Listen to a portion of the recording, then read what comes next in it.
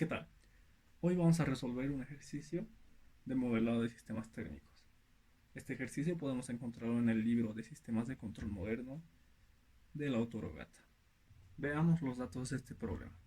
¿Qué dice? Un termopar tiene una constante de tiempo de 2 segundos. Vamos a denominarlo con la letra A por ahora. Mientras que la constante del termopozo tiene una constante de 30 segundos, que en este caso será la letra B. Más adelante vamos a relacionar estas constantes con lo que son la resistencia térmica y la capacitancia térmica. Ya. ¿Qué otros datos adicionales tenemos?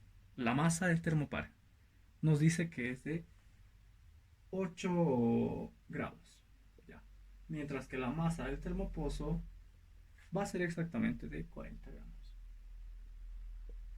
Veamos un poco acerca de los conceptos del termopar y del termopozo antes de resolver este problema.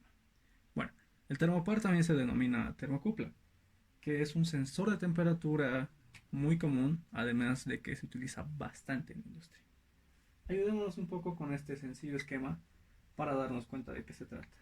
Ya.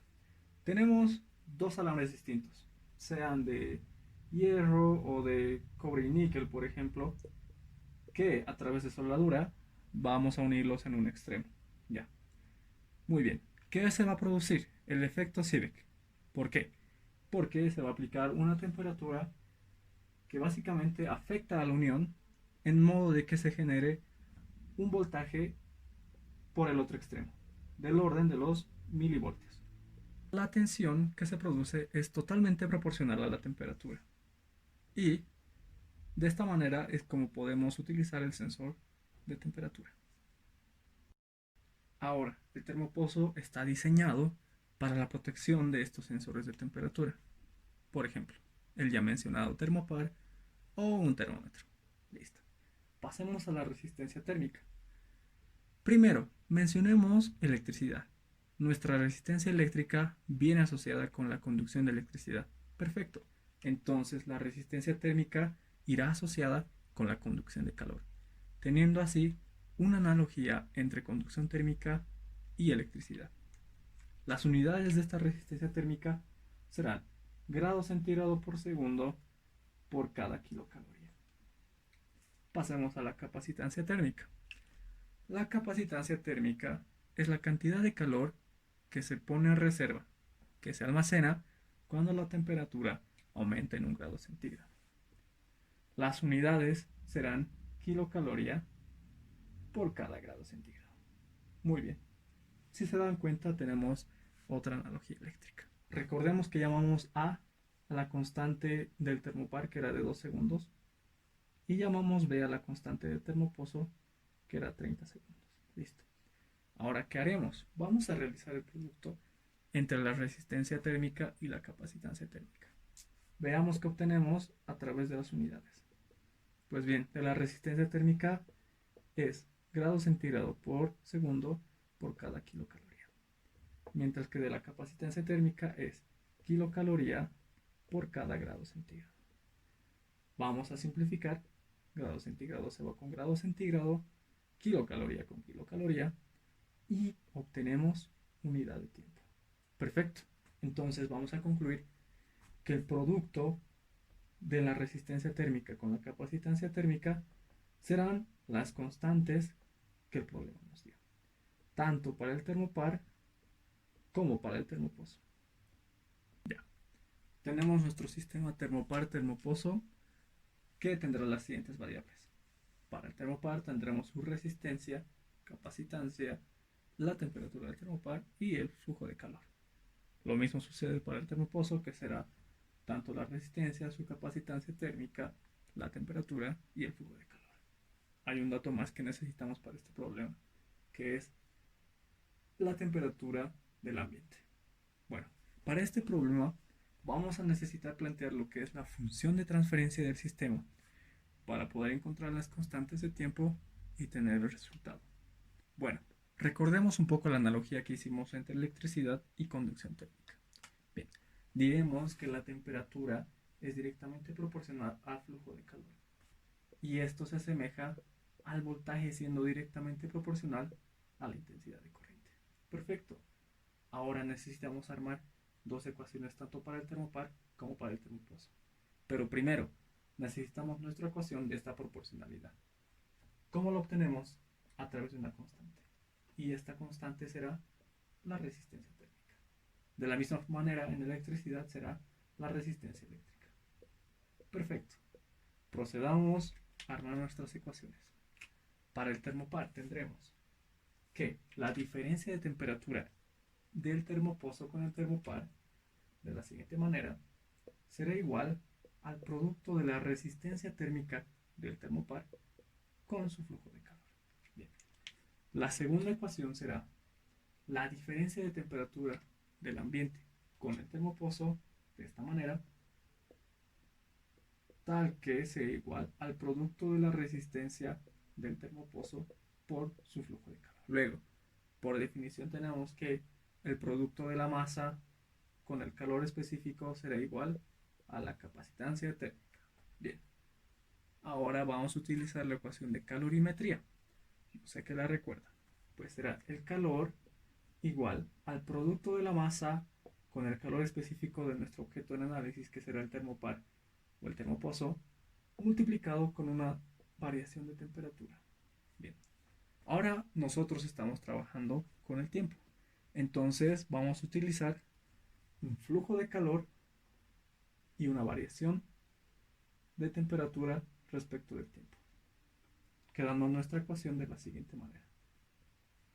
El flujo de calor será igual a la capacitancia térmica, porque este producto, no olviden que es ese valor, será multiplicado por nuestra variación de temperatura respecto del tiempo. Bien, ahora tenemos una ecuación diferencial de forma similar a la que armamos nuestras ecuaciones 1 y 2 con resistencias térmicas. Haremos lo mismo para capacitancias térmicas. Pues bien, tendremos nuestra ecuación número 3, que será la diferencia del flujo de calor del termopozo con el termopar. Bien, y esto será igual a la capacitancia térmica del termopozo multiplicado por la diferencia de temperatura respecto del tiempo. ¿De quién? Del termopozo. Perfecto. Y la ecuación 4 será nuestro flujo de calor. ¿De quién? Del termopar. Y esto será igual a la capacitancia térmica del termopar multiplicado por la diferencial de temperatura respecto del tiempo. Perfecto. Tenemos nuestras cuatro ecuaciones y vamos a trabajar principalmente en la ecuación número 3 y en la ecuación número 4. Pero de la ecuación número 1 y la ecuación número 2 tenemos que dejar de forma explícita las variables de flujo de calor del termopar y de flujo de calor del termopozo. Bien, ya lo tenemos despejado. Ahora vayamos a reemplazarlo en la ecuación número 3 y quedará de la siguiente forma. Como veremos, ya tenemos nuestras ecuaciones con los valores de flujo de calor del termopar y flujo de calor del termopozo reemplazados en la ecuación número 3 y número 4.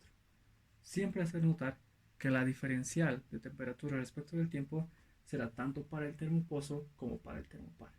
Tenemos dos ecuaciones para poder aplicar la transformada de Laplace y así obtener la función de transferencia del sistema. Ahora vamos a aplicar la transformada de Laplace a las ecuaciones diferenciales de los elementos. Una vez que hacemos esto, obtenemos sus ecuaciones en el dominio de Laplace.